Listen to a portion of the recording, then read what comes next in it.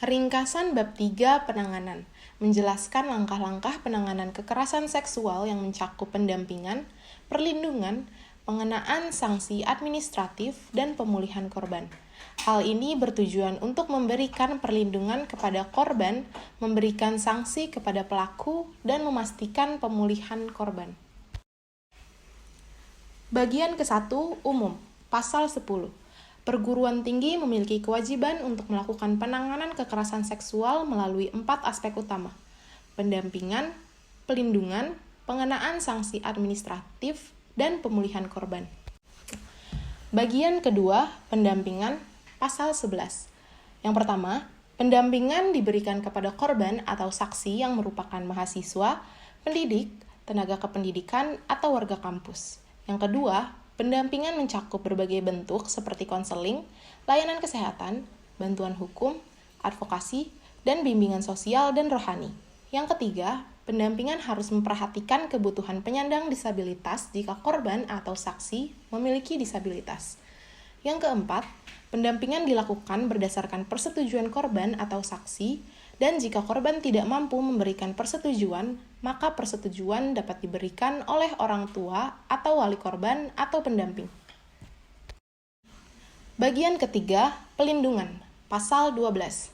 Yang pertama, pelindungan diberikan kepada korban atau saksi yang merupakan mahasiswa, pendidik, tenaga kependidikan, atau warga kampus. Yang kedua, pelindungan mencakup jaminan keberlanjutan pendidikan, pekerjaan, perlindungan dari ancaman fisik atau non-fisik, pelindungan identitas, penyediaan informasi, akses terhadap informasi pelindungan, dan banyak lagi. Yang ketiga, korban dan pelapor dilindungi dari tuntutan pidana dan dapat mengajukan gugatan perdata terkait kekerasan seksual yang dilaporkan.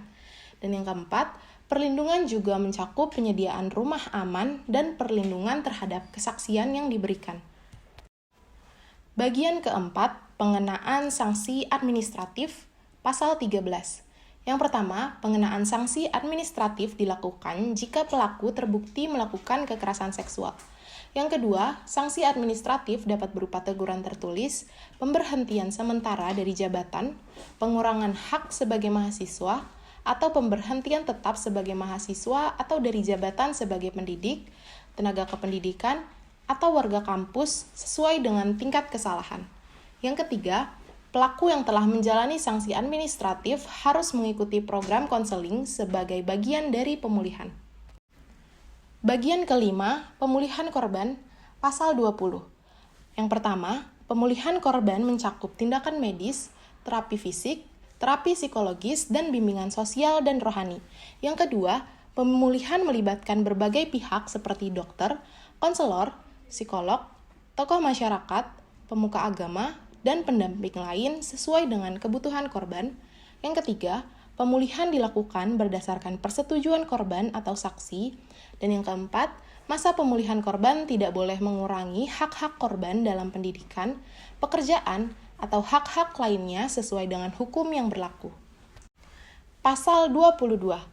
Pemimpin perguruan tinggi memiliki kewenangan untuk menjatuhkan sanksi administratif lebih berat dari rekomendasi satuan tugas jika terdapat faktor-faktor tertentu, seperti penyandang disabilitas, dampak yang signifikan terhadap korban, atau jika terlapor adalah anggota satuan tugas, kepala atau ketua program studi, atau ketua jurusan.